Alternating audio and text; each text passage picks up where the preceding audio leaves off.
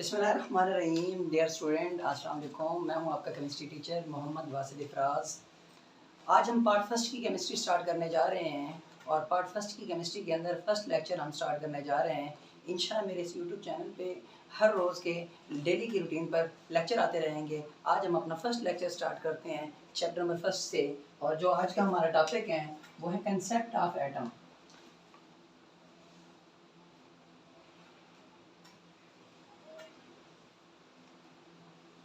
Concept of atom के अंदर आज हमने एटम को डिफाइन करना है। सबसे पहले हमने एटम को डिफाइन करना है, एटम के मीनिंग्स के बारे में पढ़ना है, एटम की हिस्ट्री के बारे में पढ़ना है, सब एटॉमिक पार्टिकल्स के बारे में पढ़ना है और एविडेंस ऑफ एटम्स के बारे में हमने पढ़ना है। आज के जो हमारे पास टॉपिक्स हैं उनमें सबसे पहले एटम की बात की जाए मीनिंग्स के बारे में, history, definition, meaning, history, definition, सब atomic particle,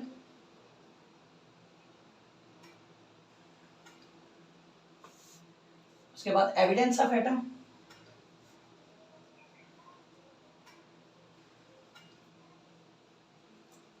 evidence of atom जो है वो हमने सिंपल भी डिस्कस करनी है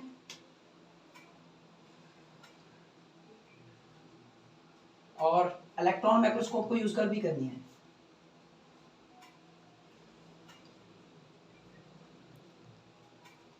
अब उसके बाद हमने डायमीटर को भी पढ़ना है इलेक्ट्रॉन माइक्रोस्कोप के अंदर, डायमीटर ऑफ एटम। उसके बाद साइज को भी पढ़ना है हमें, रेडियस को और साथ के साथ साइज को। ये आज के हमारे टॉपिक है। सबसे पहले आगे बढ़ते हैं मीनिंग्स की जानिब।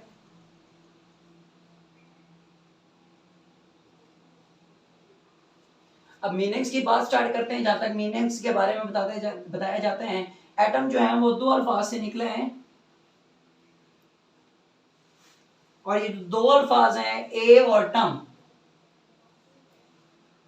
ए मीन नॉट एंड टम mean cut, which can not be cut. Atom को मजीद काटा नहीं जा सकता। नेक्स्ट एटम की हिस्ट्री की बात करते हैं।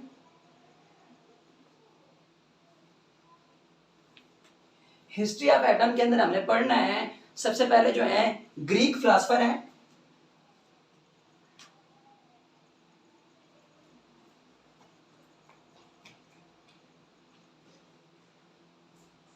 Greek philosopher डेमोक्राइटस।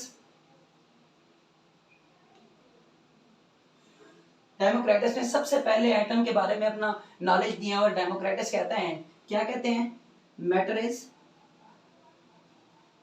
is made up of a indivisible particle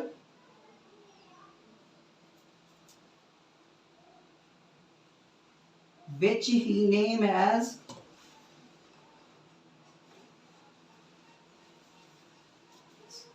एटोमास। एटोमास जो है ये ग्रीक वर्ड है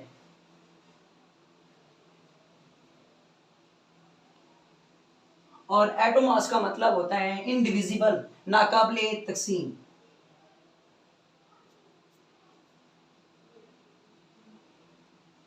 और जो हम केमिस्ट्री के अंदर एटम इस्तेमाल करते हैं, केमिस्ट्री के अंदर जो हमारे पास एटम वर्ड इस्तेमाल करते हैं, ये इंग्लिश लैंग्वेज का वर्ड है।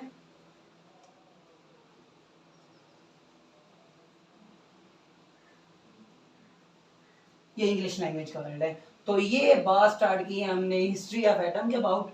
नेक्स्ट जो हमारे पास टॉपिक है वो हमने एटम को डिफाइन करना है। हमने अब एटम को डिफाइन करना है कि हमारे पास एटम की डेफिनेशंस क्या होती हैं।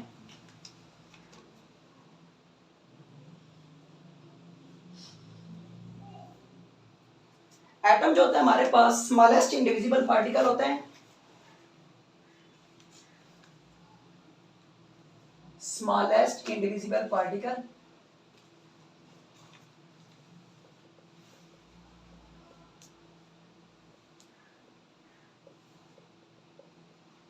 which may or may not exist independently.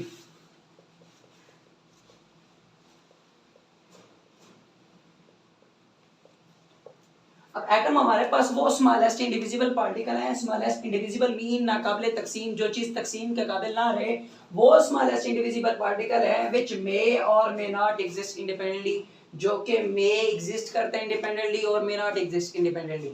अब क्वेश्चन ये है कि हमारे पास कौन से ऐसे एलिमेंट्स हैं हमारे पास जो मे एग्जिस्ट इंडिपेंडेंटली करते हैं और कौन से ऐसे एलिमेंट हैं जो कि मे नॉट एग्जिस्ट इंडिपेंडेंटली करते हैं। अब दोनों को लिखते हैं कि कौन कौन से ऐसे एलिमेंट्स हैं may exist independently, may not exist independently।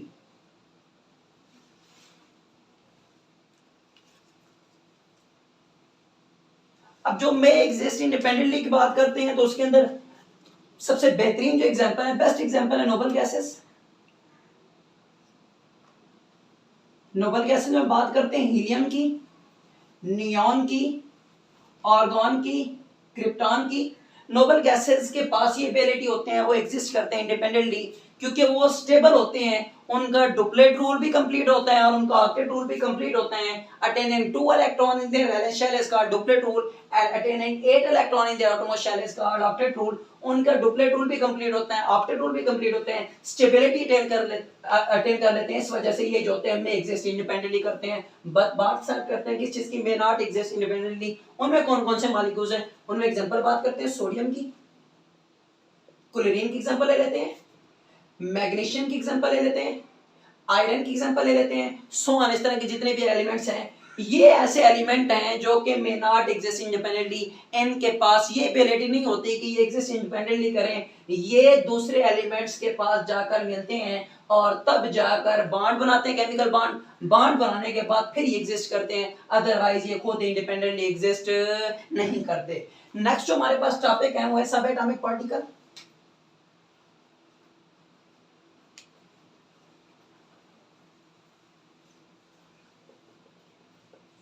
और सब एटॉमिक पार्टिकल की बात की जाए, सब एटॉमिक पार्टिकल इस कायनात के अंदर मोर than 100 subatomic particle have been discover.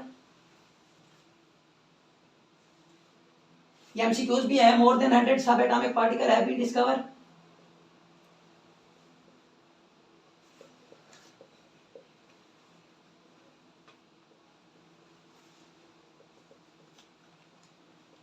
ये दो बेसिक टाइप्स के ऊपर मुश्तमिल होते हैं, एक होते हैं स्टेबल पार्टिकल और एक होते हैं अनस्टेबल पार्टिकल।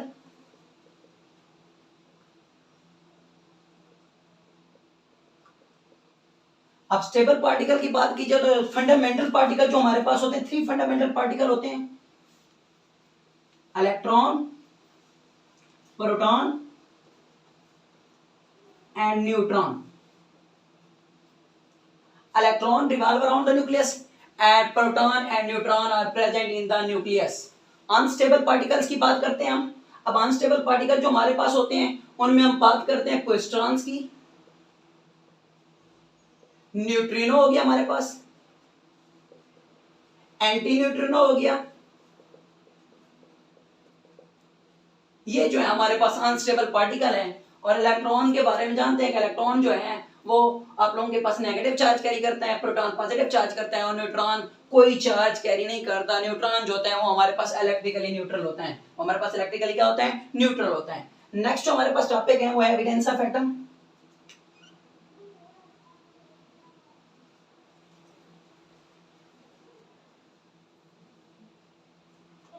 अब एविडेंस ऑफ एटम के अंदर हमने पढ़ना है, क्या पढ़ना है एविडेंस ऑफ एटम के अंदर हमने, एविडेंस मींस क्या होता है, शहादत, एटम की शहादत। हमने एटम की शहादत को पढ़ना है कि एटम की शहादत क्या है, एटम की गवाही क्या है। टेक्स्ट बुक की जो आप लोगों के पास लाइन है,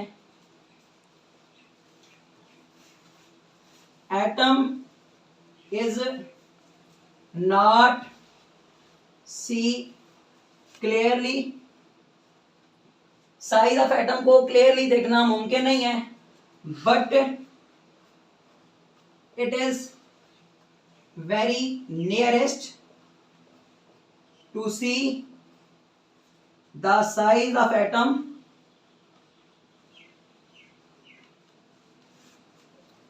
with the help of electron microscope।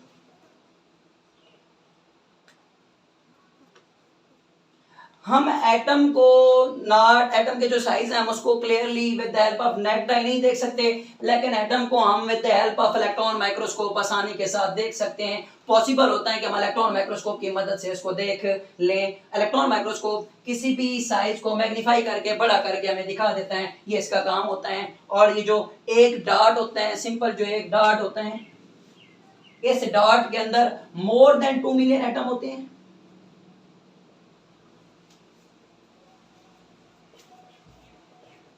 बीस लाख से ज्यादा एटम इसके अंदर मौजूद होते हैं। पुत्र आप लोगों के पास एविडेंस ऑफ एटम के अंदर बात की, मोर देन 2 मिलियन, 20 लाख से 1 मिलियन के अंदर 10 लाख होते हैं बेटा। तो 2 मिलियन का मतलब है कि 20 लाख से ज्यादा एटम इसके अंदर मौजूद होते हैं। ये हमारे पास एविडेंस ऑफ एटम है। नेक्स्ट जो हमारे पास टॉपिक है वो है हम लाइट माइक्रोस्कोप और इलेक्ट्रॉन माइक्रोस्कोप का, कि हम लाइट माइक्रोस्कोप को किस तरह इस्तेमाल करते हैं और इलेक्ट्रॉन माइक्रोस्कोप को।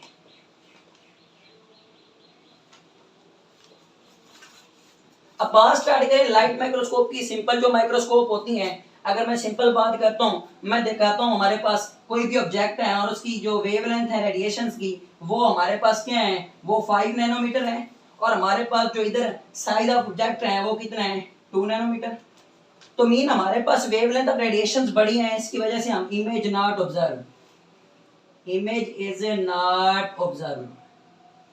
लेकिन अगर हम इसे अपनी वेवलेंथ को कम कर दें साइज ऑफ ऑब्जेक्ट की निस्बत, वेवलेंथ को 1.5 नैनोमीटर कर दें, तभी अगर ये 2 नैनोमीटर तक होगा तो अभी हमारा जो ऑब्जेक्ट होगा, हमारा जो इमेज होगा, हमारा ये ऑब्जेक्ट का इज ऑब्जर्व्ड।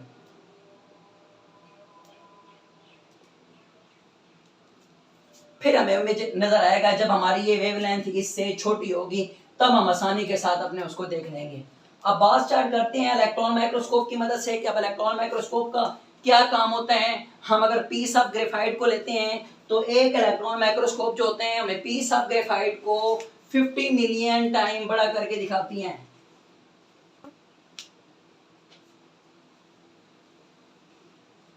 ये बात स्टार्ट की थी पीस ऑफ ग्रेफाइट की। इस ग्रेफाइट को 50 मिलियन टाइम बड़ा करके दिखाता है हमें, हमारे पास ये ऑब्जेक्ट 50 मिलियन टाइम आप लोगों के पास हमें बड़ा करके दिखाता है, आप लोगों के पास 50 मिलियन टाइम किसी भी ऑब्जेक्ट को बड़ा करके दिखाता है हमारे पास। ये इसके अंदर आप लोगों के पास एबिलिटी होती है कि किसी भी ऑब्जेक्ट को 50 मिलियन टाइम बड़ा करके दिखाता है। 50 मिलियन का मतलब होता है 1 करोड़ 50 लाख बड़ा टाइम बड़ा करके दिखाता है। इलेक्ट्रॉन माइक्रोस्कोप की बात करते हैं। और दूसरी जो इलेक्ट्रॉन माइक्रोस्कोप है, नाम से ज़ाहिर है बीम ऑफ इलेक्ट्रॉन बनेगी।